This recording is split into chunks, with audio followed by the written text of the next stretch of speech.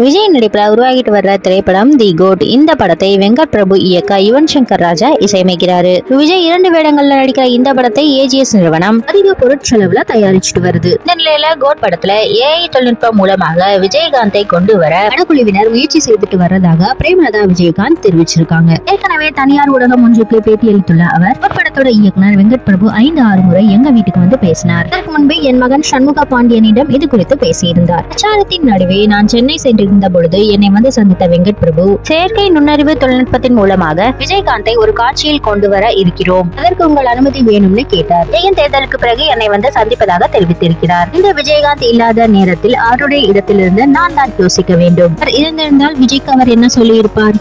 பாண்டி படத்துல விஜயை கேப்டன் அறிமுகம் செய்தது உலகத்துக்கே தெரியும். இயக்குனர் எஸ்.ஏ. சந்திரசேகர் மீதும் விஜய் மீதும் அவருக்கு எப்பொழுதுமே ஒரு பாசம் உண்டு. எத்தனையோ இயக்குனர்கள் காத்திருந்த பொழுதும் 17 படங்கள்ல விஜயகாந்தை எஸ்.ஏ. சந்திரசேகர் இயக்கியிருந்தார். அதனால எப்பொழுதுமே அவர் மீது விஜயகாந்திற்கு தனி மரியாதை உண்டு. எனவே இந்த படத்துல ஏஐ தொழில்நுட்பம் மூலமாக அவரை கொண்டு வர அவர்கள் என்னிடம் கேட்கும் பொழுது அவர் இடத்திலிருந்து நான் யோசிக்கிறேன். விஜயகாந்த் இருந்திருந்தால் கண்டிப்பாக மறுப்பு தெரிவித்திருக்க மாட்டார். விஜய் என்னை வந்து சந்திக்கும் பொழுது நல்ல முடிவாக சொல்கிறேன் என்று சொல்லியிருந்தேன். வெங்கட் பிரபுவை எனக்கு சின்ன வயதிலிருந்தே தெரியும். அவரது குடும்பத்தாரோடு நிறைய நட்பில் இருந்து வருகிறேன். உனக்கும் விஜய்க்கும் என்னால நோ சொல்ல முடியாதுன்னு விஜய் கிட்டையும் வெங்கட் பிரபு கிட்டையும் தெரிவிச்சிருக்கேன். அது பிரேமலதா விஜயகாந்த் தெரிவிச்சிருக்காங்க. என்னல விஜய் மற்றும் பிரேமலதா விஜயகாந்த் சந்திப்பாங்கன்னு எதிர்பார்க்கப்படுது. இந்த படத்துல விஜயகாந்த் விஜயின் அப்பா ரோல்ல நடிக்க இருக்கிறதாக சொல்லப்படுது.